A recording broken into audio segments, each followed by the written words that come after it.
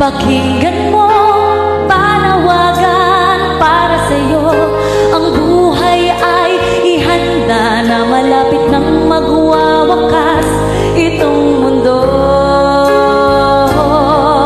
Sa krus ng Kalbaryo, siya'y nakalipad, nag-aantay kung kailan ka lalapit sa Kanya. Mga sugat na kay hapi, Kanyang titiis, upang kamtan mo ang kaligtasan mo. Sa langit at lupa ay ating makikita mga palatandaan, malapit nang magwawakas itong mundo.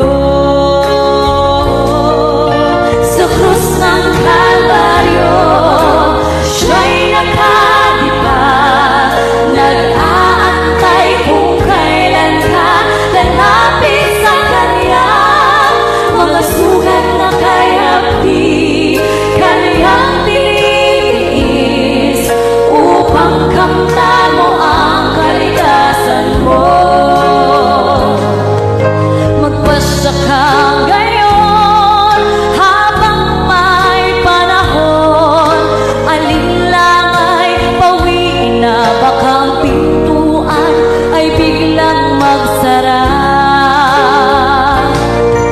Sa krus ng Kalbaryo, siya'y nakalipad, nag-aantay kung kailan ka lalapit sa Kanya.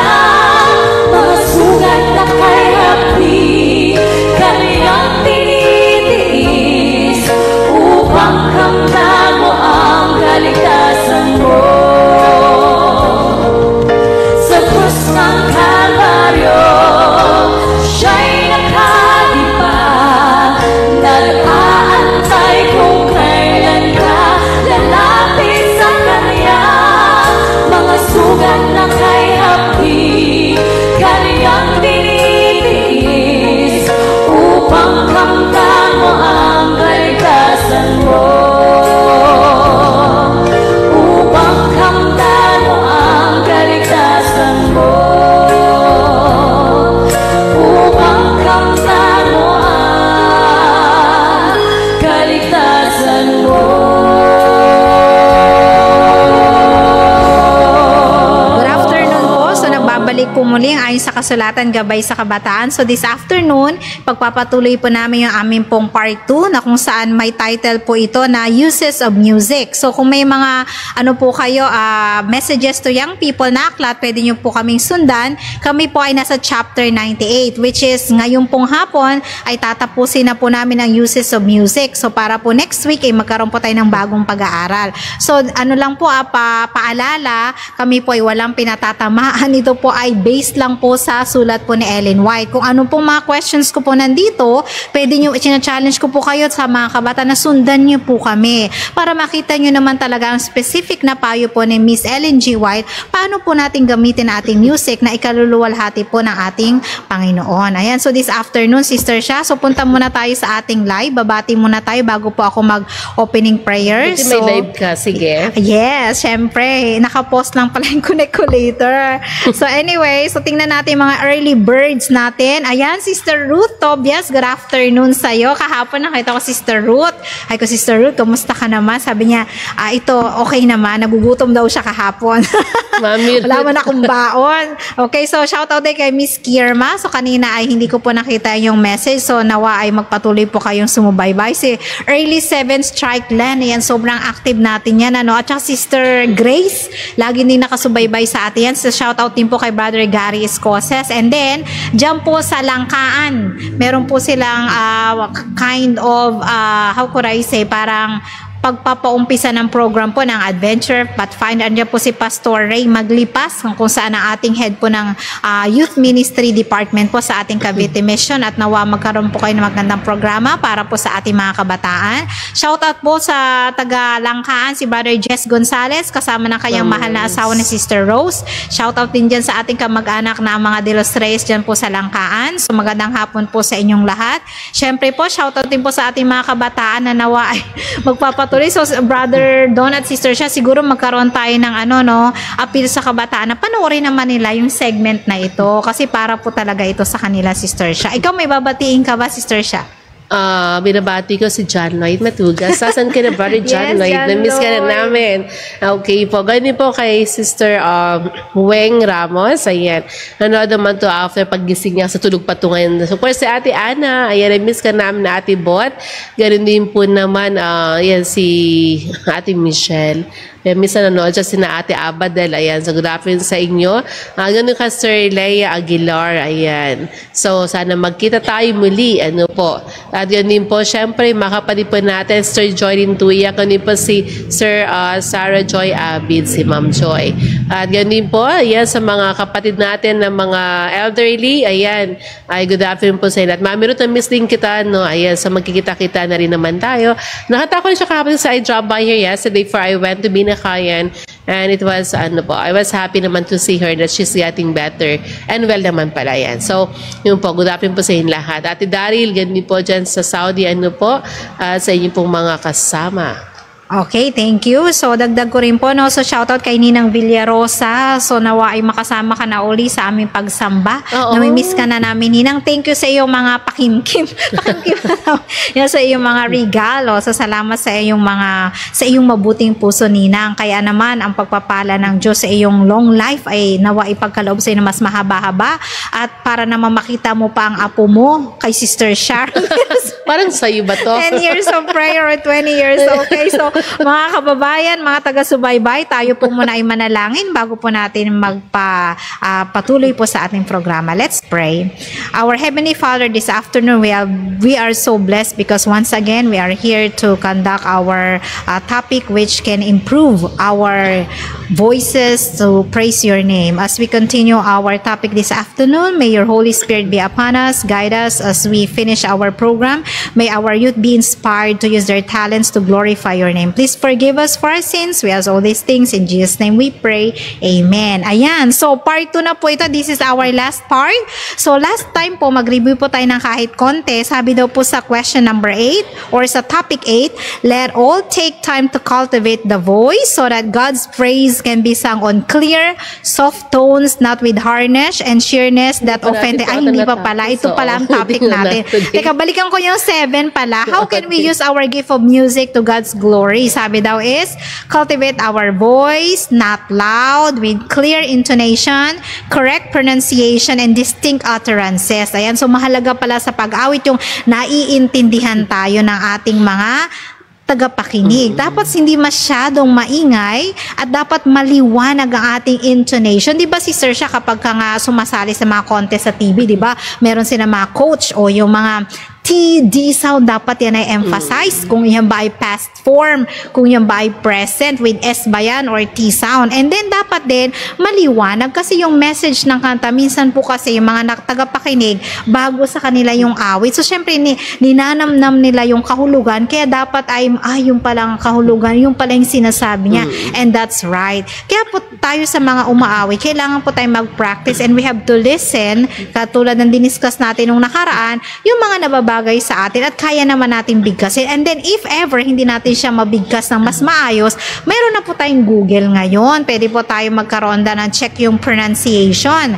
And then we can adapt it. Hindi po ito sa pagiging maarte, sa totoo lang po. Ito po ay payo ni Miss Ellen G. White kasi nga po pinaglilingkuran natin ang Diyos na banal. So kung, di ba, Sister Sha, kung meron kang mahal sa buhay, we have to give the best. Kan ba, birthday niya. Hindi pwede yung pwede na. Hindi pwede yung nanguha ka na lang ng something na hindi mo pinag-isipan. So sa paglilingkod sa Panginoon, dapat po we have to give our best. Kaya nga po sabi ni Miss Ellen G. White, we have to cultivate our voices. Kung tingin natin medyo palyado tayo sa isang side na ganito, we have to learn. We have to makinig tayo ng iba't ibang mga, sa YouTube kasi ngayon, Sister Sha, marami na tayong matututunan kung nahiya tayo magpa-coach or wala naman tayong pambayad sa mga voice coaches natin. At the same time, punta na po tayo sa number 8. Sabi daw po dito ni Miss Ellen G. White, let all take time to cultivate the voice so that God's praise can be sung on clear, soft tones, not with harshness. Ano ba, Sister Sha? Harsh, napaka-harsh mo naman.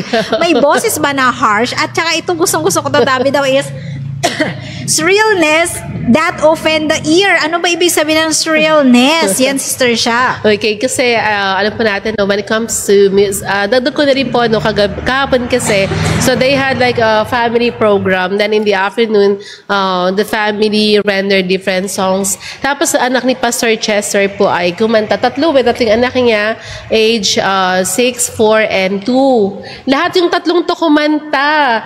And kumanta sila na, ang cute kasi pag bata ka, cute talaga, di ba? Tapos yung voice pa niya, little flowers never worry when... 4-year-old po, tapos yung ate, maganda rin ang boses, di ba? So let it rain. Parang malaki na, kuya doon. Tapos yung 2-year-old, kumanta siya, flow. I was so happy. So, binidyohan ko talaga sa sister kasi I was so blessed to see that kids, you know, they know the proper way of singing. Kasi pinakinggan nila, hindi yung nanay, yung music talaga ng tamang pagkanta. Although, the mother can sing kasi mother also plays the piano.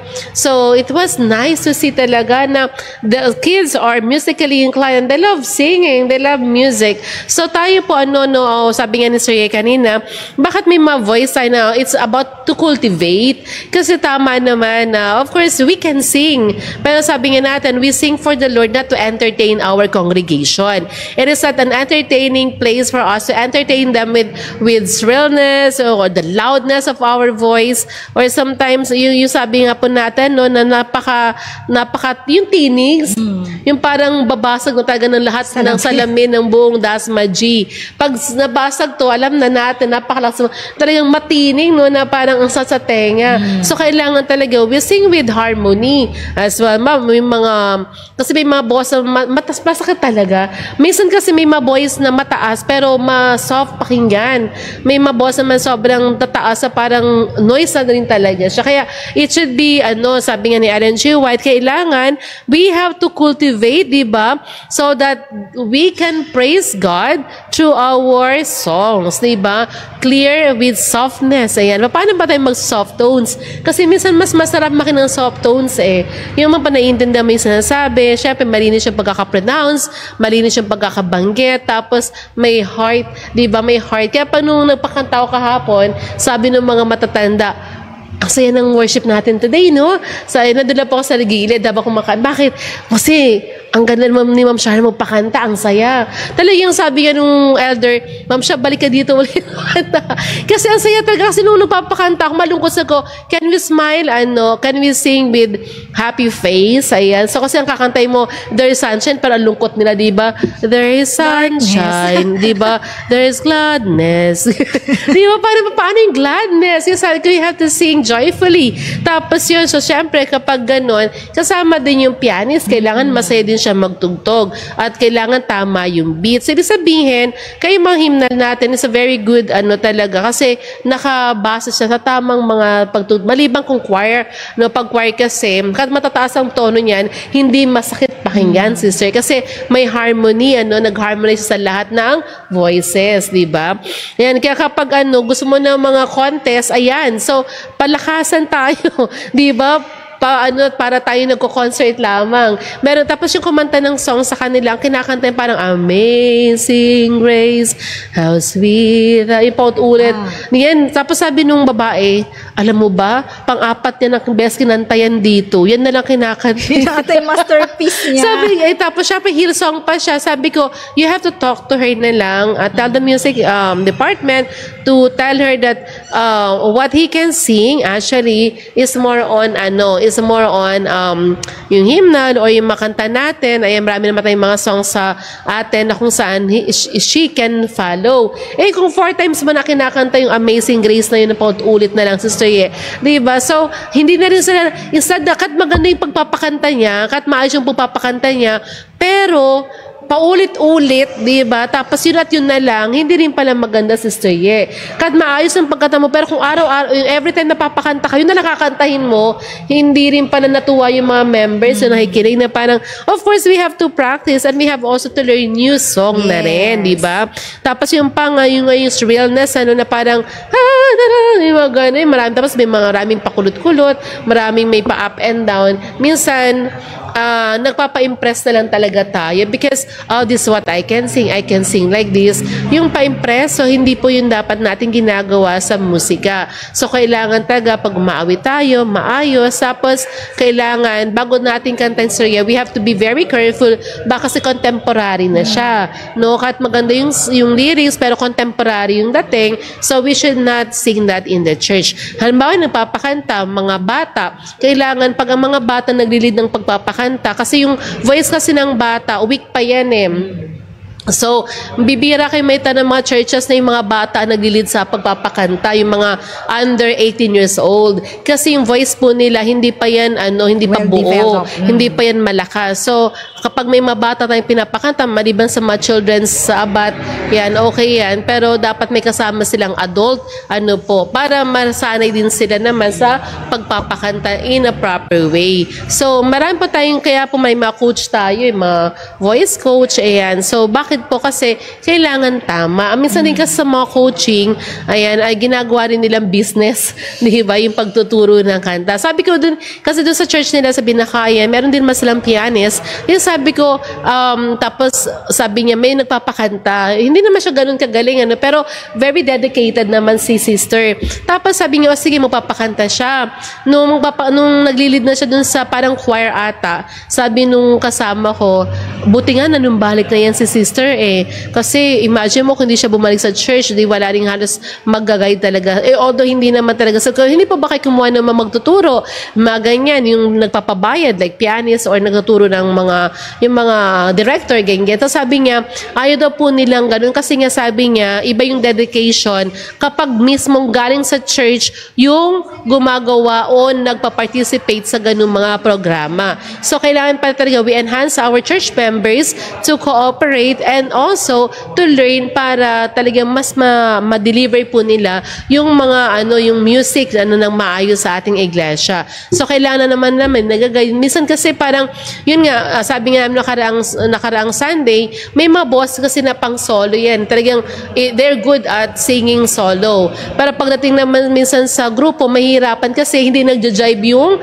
voice nila. O kaya naman, pag minsan pag solo sila, hindi rin naman pwede nagpapakanta kasi iba rin yung voice, yung timbre, yung pinaka yung cut ng voice po kasi ang ating hymnal natin Sister Ye, meron tong may notes kasi to kaya nag-aaral tayo ng notes, nag-aaral tayo paano binabasa, ilang batong beat, ilang bilang ito, upbeat ba to, downbeat ba to, may rest ba to, may slur ba to.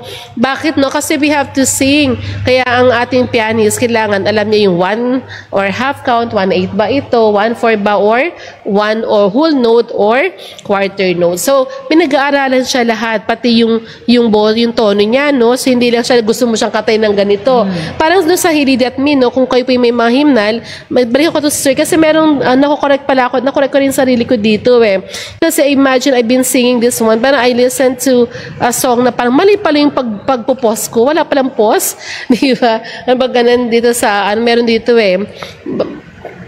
whatever I do, whatever I be, tapos ang tagal ng be, tapos still God send that lead at may ganyan. Tapos may post. O, tapos may mga ganun, tapos wala pala siya, mabilis din pala siya. There is one, pero ang count niya napakabilis lang. So parang, ay okay. So pinakinggan ko siya dun sa nagpa-piano sa YouTube, yung tamang piano niya. Ito pala siya. So I also learn. Kasi ako hindi ko sasabi na magaling ako dyan, whatever, no? Kasi it's more on experience na talaga sa akin. I was exposed when it comes to music. Kaya po talagang I can also deliver. Kaya pag sa ibang church, kung ako, ibalik ka rito, ma'am, magle-lecture ka sa music. And they like it also kasi they want also to enhance their music. Sa paring worship kahapon doon, after the worship service, kasi iba yung flow ng service nila, sister, doon sa program.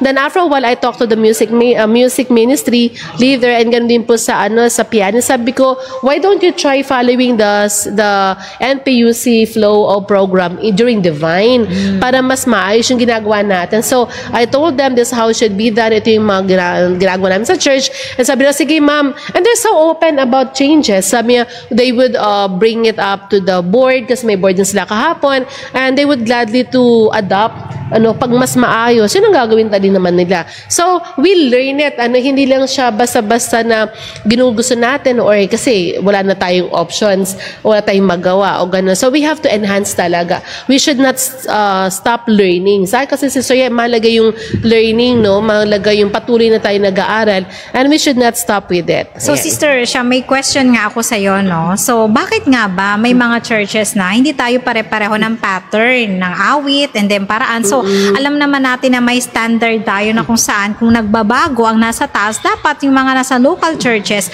ay willing din ng bago. Pero pagka nai-invite kami ni Bro sa iba't ibang churches, iba't iba rin yung format, Sister Siya. Ano ba ang reason? Bakit hindi tayo magkaroon ng standardized or isang pattern lamang ng paraan ng pagsamba? Mismo kasi yung pagpapaawit, nakakaakibat na rin dito yung way of worship mula sa start ng Divine hanggang sa matapos. May iba yung inaawit nila, yung mga nakaraan pang kanta. So, bakit hindi nila inaawit yung mga dapat na inaawit na kung saan ito naman ang ating standardist? Bakit nga, Sister Siya, may mga churches na hindi nakaka-follow dahil ba hindi sila umate ng seminar? Ano ba talaga ang main reason? Kasi minsan tayo nalilito parang, ikaw na magpipray. O bakit sa church namin parang ito muna bago ko magpray? Bakit dito? Ay, luluhod dito. Holy-holy pa rin ang tugtog. So, bakit ba ganun, Sister Siya? Bakit wala tayong specific pattern para naman ma-educate ang ating mga taga-subaybay? Actually, yesterday, that's also kasi ako yung nagpakanta eh. So, buti na lang sinaman ako nung taga doon. Sabi ko na lang,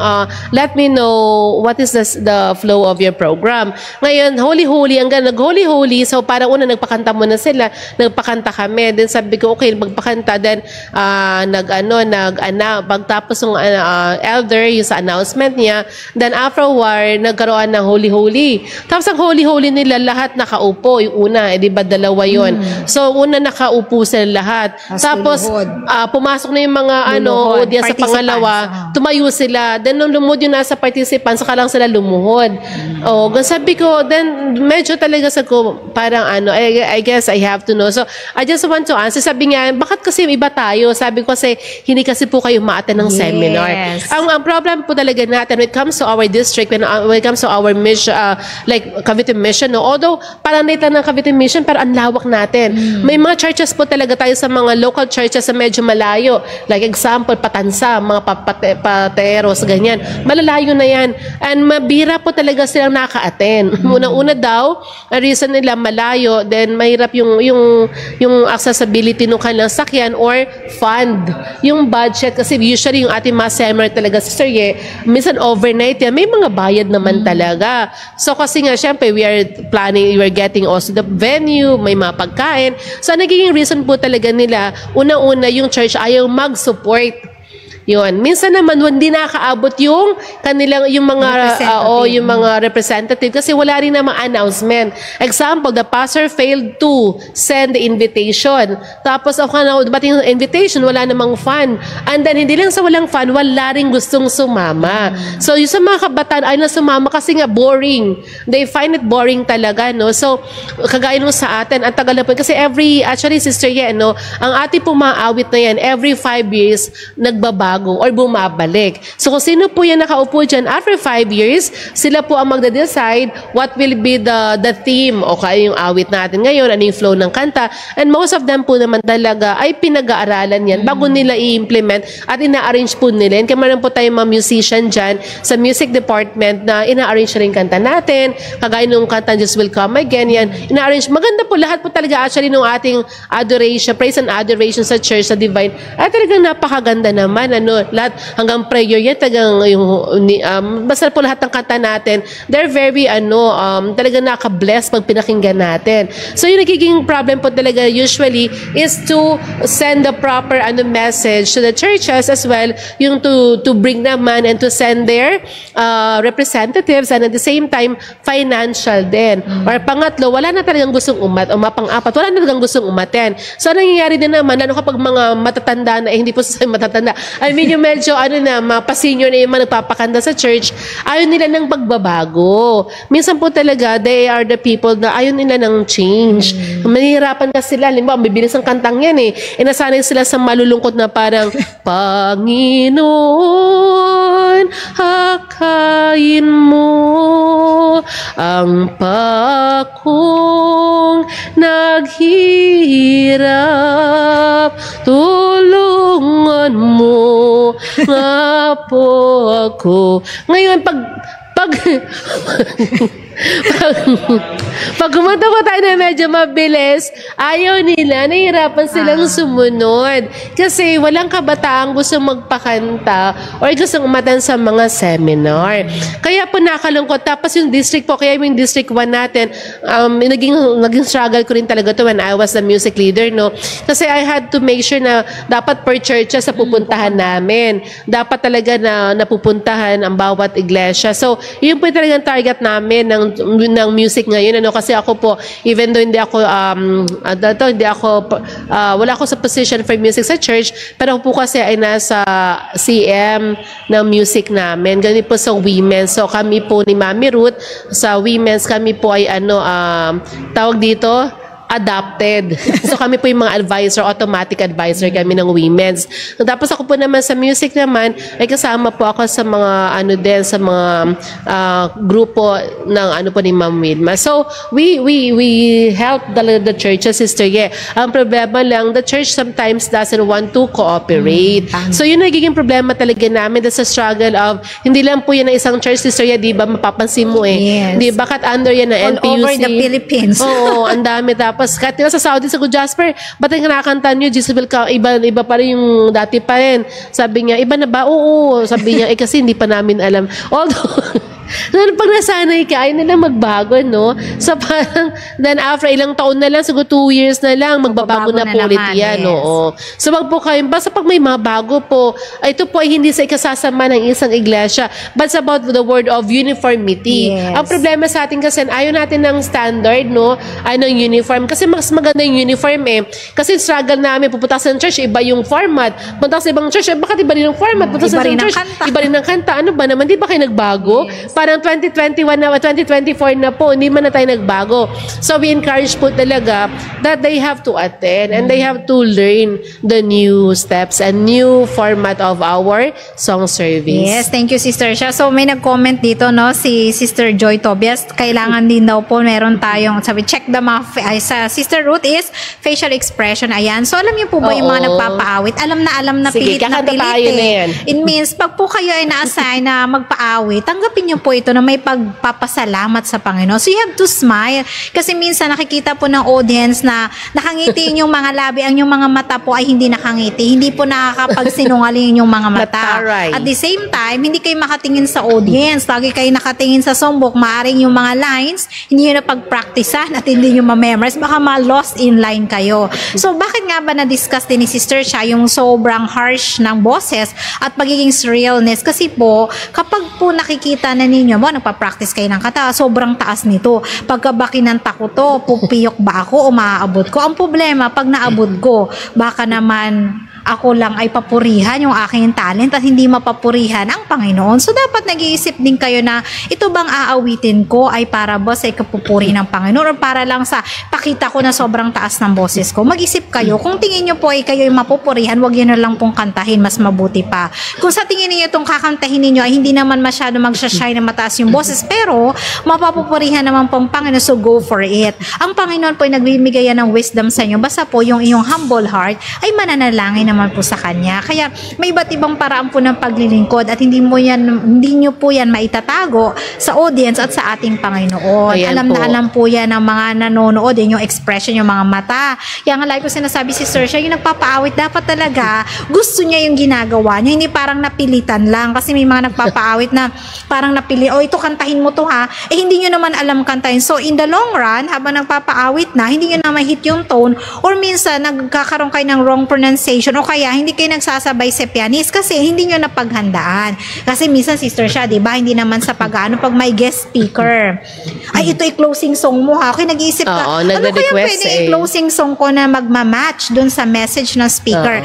Kaso, hindi nyo naman alam. So, nagkakaroon tayo ng practicean sa church. Hindi po ito ang ground na for practice. Kaya nga meron tayo mga AY, kanta-kantahan, ganyan. Para po na practice. Ang divine po is holy. So, dapat hindi na po yan ang time ng practice. Lagi nyo pong iisipin na yung paglilingkod ay hindi po para sa tao, para po yan sa ating Panginoon. Ayan, to add na rin siguro sister yan, I just want to add, lahat po ng worship natin sa church ay holy, either divine, kasi minsan nagiging wrong natin, na parang divine, ito yung pinaka-importante, no? I mean, every worship in the church, Wednesday, Friday, everything for the Lord, it must be perfect and it must be talaga well prepared, So, kaya sa pagkanta natin, ni Paul Got Away, loko-loko lang kanta natin, bara-bara lang. Nakakatawa, hindi nakakatawa, kasi minsan, tawang-tawa kayo dito, so nagkakamani tayo sa AY. Kasi actually, diba sa AY sister siya meron, sige, group 1, kakanta. Actually, hindi naman nakapag-prepare mali din yun, sabihin, sige, parusa sa inyo.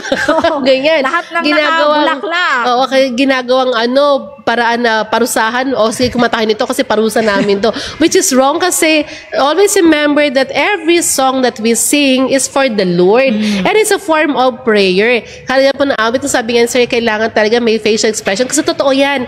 Di ba, Sister Joy? Ayan, sa Jael. Good afternoon sa'yo. Good boy ka ba dyan, Joel? So, nakatanaking sila. So, alam mo po itong awitin natin, yung 252, ibigin ang kapwa. So, how we will sing this song? Masaya ba siya? Malungkot ba siya? Paano ba? But it should be a convincing ministry kasi, Sister Ye. It is a proclamation that we have to love others. Imagine mo, i-rescue natin sila, di ba?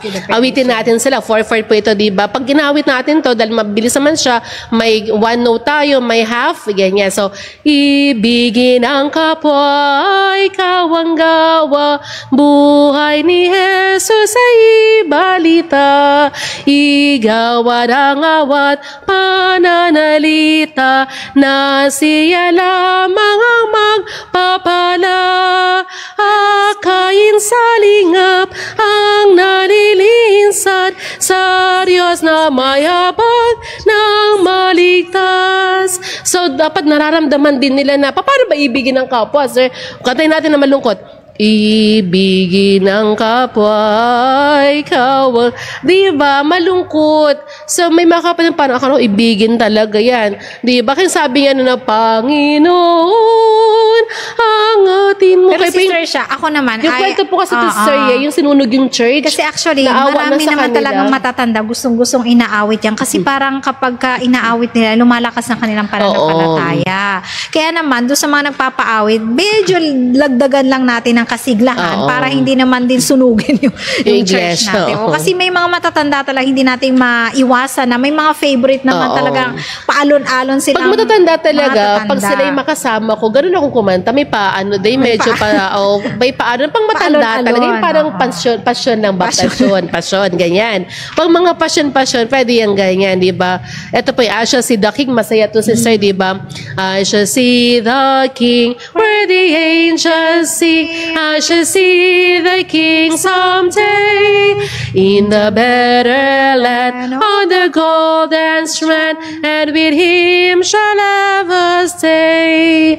In his glory I shall see the King, and forever endless praises sing. 'Twas on Calvary Jesus died for me, I shall see the King someday. Tapos smile kayo syempre kasi you want to see Smile the din sa King. ending, Oo, someday. diba? Parang wow, it's a message of eternal life. So we have to be parang I have to sing this one joyfully kasi I shall see convincing that you will see the King, di ba? Ang ano lang po kasi, sa pagpapakansa parang ano din to parang drama din. Yeah. May iba't ibang emotion din naman to. Di ba? May kanta na malungkot naman talaga. So kantayin natin ng pagpatay naman at gusto nilang malungkot, tumanta tayo na medyo malungkot. Pag sa patay kasi, di ba, pag tayo naniwala tayo, dapat pagpatay, masaya tayo. Minsan, may emotion din naman na irespeto natin na gusto nila yung umiiyak sila kasi kailangan kaya yung iba nagpapaiyak pa kasi parang mailabas yung yung emotion nila para makapag-heal din sila, no? Niyan parang asaya-saya natin. Parang yes, praise the Lord, namatay na siya. Di ba? So parang sige, kantayin natin ng masaya ha. Hindi naman may mga time naman na we have to kaya ang music is adjustable din naman, di ba? So yeah. So nakita din naman natin ano yung mga bagay na dapat at mga bagay na hindi. And we have to be very cautious, of course, and be very careful of that. When it comes to praising the Lord, we have to serve Him joyfully. Di ba sabi nga sa Psalms, make a joyful noise, di ba, to the Lord. So how can we make joyful noise kung malungkot tayo? Di ba? So yung sa mga mukha natin, kailangan malinis sa mukha natin pa nagpapakanta. Kaya pa nagpapakanta dapat yung ating mabok, hindi lumilipad-lipad, parang gaganong-ganon pa ako, di ba? Like, kailangan natakpa na yung mukha mo. So, hindi po. Okay, so punta tayo sa 9 and 10. I will just combine. Sabi daw po dito is the ability to sing is the gift of God. Let it be used to His glory. And then may take note po si Miss Ellen G. White. Let the singing be accompanied with musical instruments Gusto ko to. skillfully Oo. handled. Ayan. So pag may mga accompaniment po kayo, yung mga instruments na together with the song, you should handle, ano sabi ni Miss Ellen G. White? Skillfully. Skillfully. So kung wala kayong skilled, mag-practice muna sa bahay. Sabi ko po ulit, hindi po practice ng ating iglesia. Kasi Lalo na po rinig kung- na rinig. Yeah, if you will render your song to the Lord. So, you keep practicing at home. Pag nakita nyo naman talagang you can glorify your God, so you have to do it. At the same time, sabi daw po ni Miss Ellen G. White, the singing is not always to be done by a few. As often as possible, let the entire congregation join. Ayan. So, gusto pala ng ating Panginoon, pag nagpapaawit tayo, as much as possible, Everybody will yung sing. congregation, kasi actually, sister siya, meron kasi nga danger. Pag madalas nagsusolo, nagsashine kayo, so hindi na natin nag-glorify ang Panginoon, kundi yun na lang singer. Naiwan na natin yes, sila. Hindi katulad pag naka-choir, di ba? Ang papuri parang ramdam na ramdam mo for the Lord. Hindi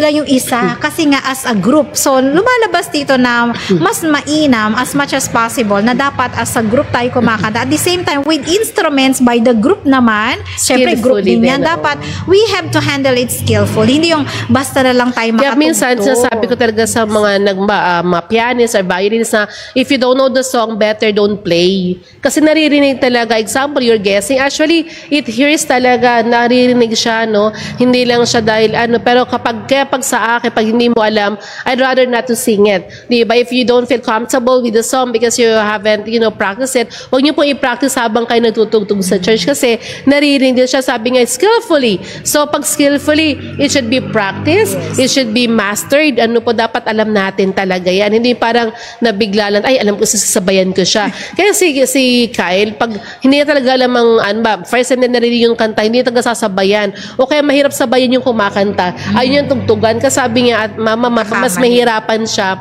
Ayun, di ba? Kahit kakapain ko, mahirapan yung kakanta kasi gusto ko naman na alam din niya yung pagtutugtog ko, sasabayan niya. Kasi minsan may mga ganun. Kaya hindi siya basta-basta rin naman tutugtog kapag hindi siya sinabihan. Kasi baka gusto mo nga lang, acapella lang talaga, which is okay din naman. Acapella kasi should be done kapag maganda yung voice mo eh. Tapos kasi may mga music kasi na paano dadaya yung boses mo minsan. So kaya niyang takpan, no, yung mga pagkakamali. Pero dapat talaga we practice naman. And there's nothing wrong with, minsan okay na naman magkamali kasi practice pa rin naman yan. Pero kung nag-practice tayo sa bahay, at least mas minimal na yung mali. Hindi yung parang lahat na lang mali. O lahat na pa sabihin na parang mali naman yung pagkakanta ni sister. Di ba, instead na na-bless ka, na-chismis ka pa sa likod. Ayan. Okay. So, kagaya nung kanta rito, no? So, sa skillfully po, kaya mga musician natin, kaya po si Amay, pagsabay, mag-practice ka. Ay, alam ko na ayoko nang alam mo, kasi that's self-centered. Pag sinabi mong alam ko yan, akala mo, ikaw alam mo lang, no? So, it should be really taga-practice, kasi every time that we render for the Lord must be skillfully practiced as well. Ito po yun, no? Awitin natin, sir, shall we gather at the river? Ito naman is about eternal life as well. So, di ba, masaya din siya kasi parang, so everybody will be in the river, di ba? Everybody will gather there someday. Ayan. Pag ginawit natin siya, dapat masaya din siya, di ba? Kaya favorite, marami pa akong katang masaya. Favorite. Kaya sabi nila kahapon, pinakatayan sa akin yung mga kakantahin ko kasi sala doon, biniprepare na nila yung makakantahin. Sabi, ano ba yung team? Sabi, about daw, ministry, about yan ng ganun. So, sige. Tapos may makanta na siya, bringing in the ship, tapos, ano pa ba yun? Bring them in. Puro ganon. Tapos yung sa opening, malungkot. So, ayoko niyan, malungkot yan. Kantayin natin ito sa palitan ko. Natin din naman nila. Kasi ko, pag nagpakanta tayo, awitin natin yung pag sa, sa adoration. Yung medyo talaga masaya. To praise God, not to uplift only. But then also, kasi pag masaya kumakanta, I believe kasi Sister Yen, no, that the evil spirit is also in the church. Of course. So, because the evil spirit is also in our hearts. Kapag hindi tayo talaga nagpipray, we don't ask God, may talagang bad spirit tayo. So, pag ang hirap kumanta, kasi andun yung bad spirit sa atin. And we can feel that in the church. So, but when we sing for the Lord, talaga kagaya nung kay Daniel, ay kay David, and kay Saul, di ba? Pag may bad spirit si Saul, papatawag niya lang sa David, or you play that harp, di ba? Sobrang ganda rin yung magtugtog, talagang skillfully. So, talaga yung evil spirit, umaalis talaga kay Saul, di ba? So, ito po, ayan, awitin natin. Sige, di ba? Kung gusto mo naman kumanta, ayan. Ikaw. Okay, ready. Kung kayo po mga kapatid, Ate Ruth, may gusto kayo pakanta, sige, subukan natin kung mapapakanta natin Shout ng out masaya. sa mga followers, sa mga nanonood, sabayan niyo po kami kay Sister Joy Tobias, ay Miss Kirma, Sister Sally. Ayan, okay, ready? Ayan. Ayan. Shall we gather by the river where bright angel feet have trod, with his crystal tide forever flowing by the throne of God. Yes, we are gathered at the river, the beautiful river, gathered with the saints of the river that flows by the throne of God. Diba? Masaya, diba? Parang, yes, we are gathered at the river, the beautiful. Kahit yung pag natin, dapat may ganun talaga kasi para mararamdaman nila na, beautiful talaga yung river na yan. Tapos, awitin po natin siya niyang beautiful. Mas may makmakanta, the beautiful river. Dapat ganyan sasabi natin, we practice it, kasi yung F sound talaga, minsan napapapi. Yung family. Yung family. May family is, ayan. May family. Yeah. So, dapat na-practice talaga siya, gather with the saints at the river. So, may mga talaga may natin, na may emphasize siya ng note o ng sound at ng wording natin. Now flows by the throne of God. Dapat may TH as throne. Oh, throne. Hindi throne. Ayan. So, dapat talaga may TH. Ayan. So, meron po ba kayo ma-request na awit dyan? Ayan. Ano ba yung last song? Last natin? Last question. Okay, so ngayon po ay we don't have enough time. So susunod po dito ang ayon sa kasulatan, gabay sa katotohanan. So Sister Sha, ano ba ang pwede nating maipayo sa ating mga kabataan at the same time sa mga nagpapaawit naman at sa mga nag-i-improve ng kanilang skills kung paano natin gamitin ang ating music sa pagpupuri po sa ating Panginoon. Ayan, so sabi nga natin, ang payo sa mga kabataan, so ni Ellen G. White ay napakagandang aklat para po sa pag-correct, pagtatama, pagtuturo sa ating mga kabataan, yun po sa ating mga magulang. Kasi I believe, ang mga lessons po ito ay hindi lamang sa kanila, kundi para din naman sa atin, sa mga adult, that we will be the ones to guide our young people.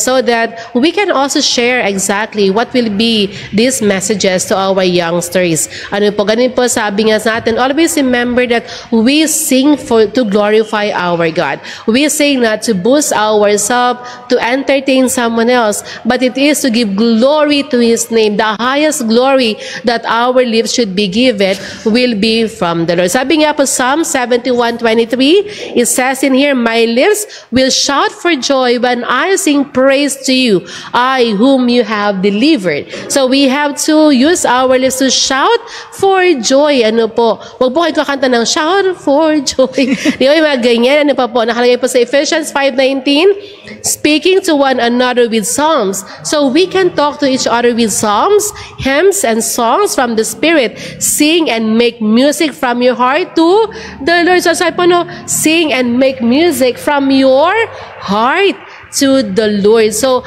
our spirits, diba, with our full hearts and minds will glorify our God when we sing for the Lord. So napakaganda po ng mga paalala sa atin sa hapong ito, na kung saan ito na po sa Colossians 3:16, para po sa pagtatapos, let the message of Christ dwell among you richly as you teach and admonish one another with all wisdom through psalms, hymns, and songs from the Spirit, singing to the Lord with gratitude in your heart. So, ganun ka-importante ang pag-awit ng papuri sa ating Panginoon, na kung saan it can give us wisdom. Diba? Through psalms, hymns, and songs from the Spirit. Hindi po pala kung saan-sang Spirit lang, Sister Ye, from the Spirit, from the Lord, singing to God with gratitude in your heart. So, yun po. Sister Sha, may comment dito. Kailangan nating next week, so kantahin daw. Request po from M. Gumbok, When We All Get to Heaven. Kantahin na natin yan. DSLUMC. And then sabi ni Mami Ruth Tobias, Mami Beth, ikaw, sabi Jael. Hehehe. Ayan. When we all, when we all get to heaven. Kasi ba yung topic natin next week Ngayon na. So, dalawa tayo. Miss M. Gumbok, so we will try to sing your request when we all get to heaven. Ayan, nakatay natin yan. Sige, wala tayong tugtog doon, pero gusto namin to. Sige, Sister Yan, para to kasayo. Yan, para sa ating Panginoon, na kung saan. First and fourth lang, Oo, sige. Sige, ready? Malang bayad dito. Okay, ready, go. Sing the wondrous love of Jesus, sing His mercy and His grace. In the mansions bright and blessed, He'll prepare for us a place. When we all get to heaven, what a day of rejoicing that will be. When we all see Jesus, we'll sing and shout of victory. Onward to the prize before us, soon His beauty will behold. Soon the pearly gates will open, we shall tread the streets of gold. When we all get to heaven, what a day of rejoicing that will be. When we all see Jesus, we'll sing and shout of victory. Of victory. Ayan, napakanta tuloy ako. Maraming salamat po, diba? Sabi nga, it is when we all get to heaven, we will sing. We are going to sing praises for the Lord. And that's why our hearts should be grateful that while we're waiting for the second coming of Christ, we are singing joyfully, no matter, despite, and in spite of our circumstances in life. Okay, so thank you po. So sa lahat mo ng taga-subaybay, may request pa. Siguro next week na po namin yan aawitin kasama si Brother Don Argente at si Brother Raymond Cada. So ngayong hapon po ay bibigyan po tayo ng closing prayer po ni Sister Sha. Tayo po'y manalangin. Mapagpala naming Ama, maraming salamat Ama sa mga himig na mga musika na ipong binigay sa amin upang maging kalakasan namin. Hindi po Ama, na kung saan sa aming mga kalungkutan, mula po Ama sa liriko ng mga awit na ito, Ama, nagbibigay sa amin ng kalakasan sa aming pananampalataya, sa mga pag-asa Ama, na kami po ay aawit ng may kasiglahan sa araw-araw sa aming pamumuhay upang kami Ama ay makapagbigay din naman ng mga pabalita sa aming mga kaibigan, mga kapitbahay, upang maihayag namin Ama ang kabutihan ng aming pong manunubos na si Jesus. Pagpalain kami Ama, mga kapatid, na patuloy nawang umawit ng may kasiglahan, papuri sa ipong dakilang pangat po. Amin hindi po sa aming karapatan, sa pangalan ni Jesus. Amen. Kaibigan ko, pakinggan mo, panawagan ang buhay ay ihanda na malapit